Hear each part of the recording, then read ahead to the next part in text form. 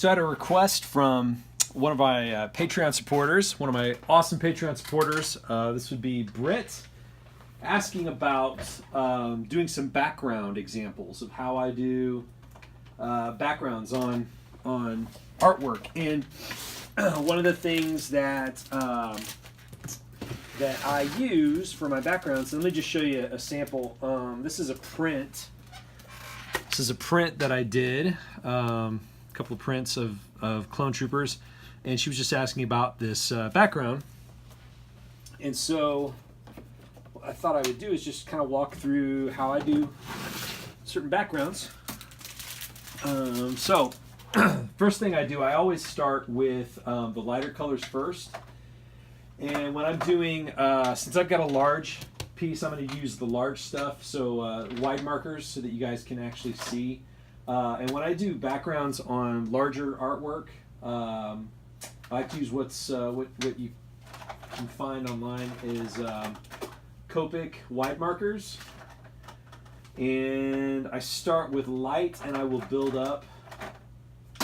And hopefully these are full. I didn't even check these for ink. So basically these are Copic Wide Markers, and you can pick these up on Blick, Dick's Blick, or Otaku Fuel. They're a great resource as well. Just type in Copic Wide Markers and you can get some of these. So what I like to do, and hopefully this will show up, is when I'm building backgrounds, I start with the lighter stuff, the lighter color. So you know you can see it, but it's just kind of light. And the wide marker is obviously it just creates it covers way more territory, so you're not wasting a bunch of ink like you do on your sketch markers. I used to use the sketch markers when I started, and that was a mistake for me.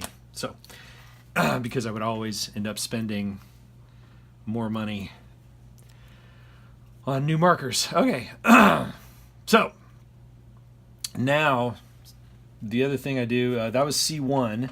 This is C3, so I will I come on top of that with the C3 color, and I'm kind of, this one's a little bit low. It's not too bad.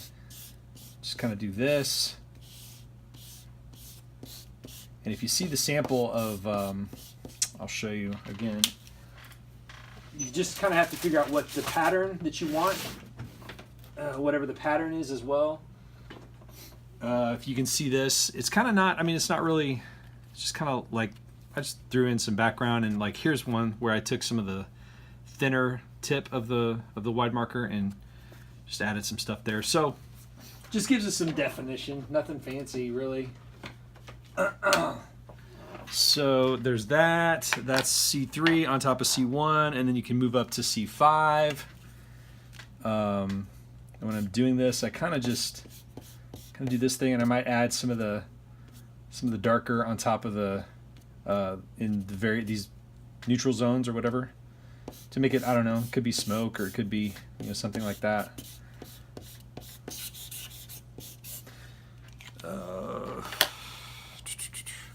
And then that was C5, and now C7, and you can, I think the wide markers go up to about C10. So, and here's 7 on top of the 5. You might do just some things,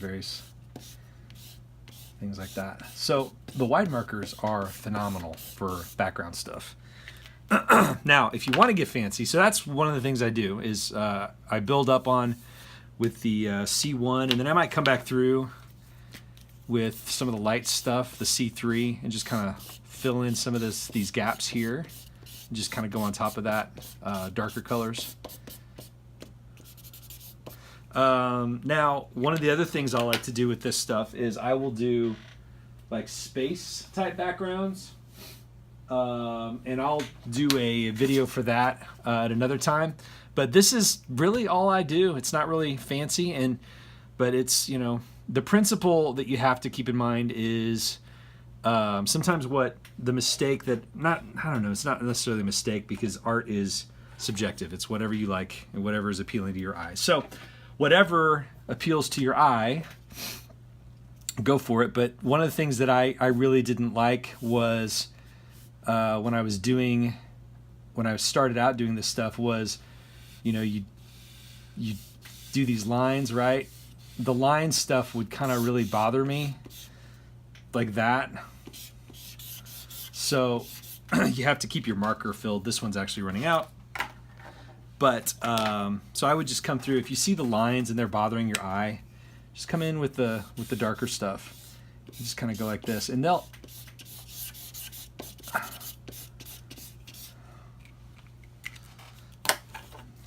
see how the lines are kind of faded away. It actually works when you do the darker stuff on it too.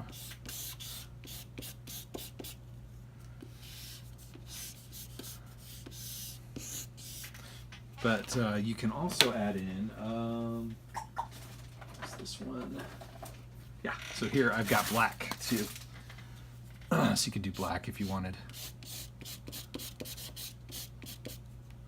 Nothing's wrong with this tip, that's okay.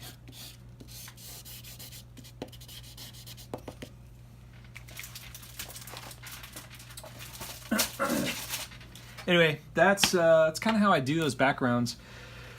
And I will sometimes, if I've got, you know, the subject in front of that, and these are the background behind it, I'll come in with the actual marker, the sketch markers, and kind of go around the character or whatever as well.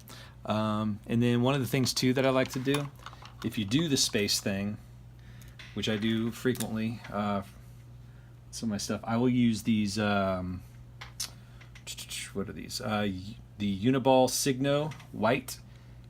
And just kind of come in with these. Just kind of do this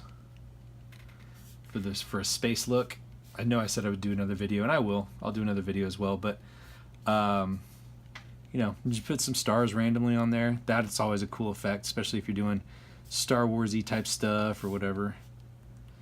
Another thing that I don't have set up, but you can take a toothbrush and some white ink, and you can actually spray the ink over that if you want that effect. But, you know, randomly putting dots here, you know, there's clusters, and then one here.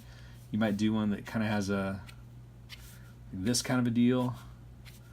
So if you've not invested in any gel pens at all, I would recommend investing in a gel pen too, and doing some of this stuff. Anyway, that's kind of what I do. Nothing fancy, but that's what it is. I'll give you a closer look here. You can see that. Cool. Hope that gives you some idea of what I do. If I get a larger sketch going at some point, I'll actually try to video it and break it down into different parts so you can actually see the process better. But this just kind of gives you an idea of how I apply wide markers. Anyway, appreciate you guys, all you Patreons. You guys are awesome. If you have any other ideas or questions, feel free to let me know. Have a great one.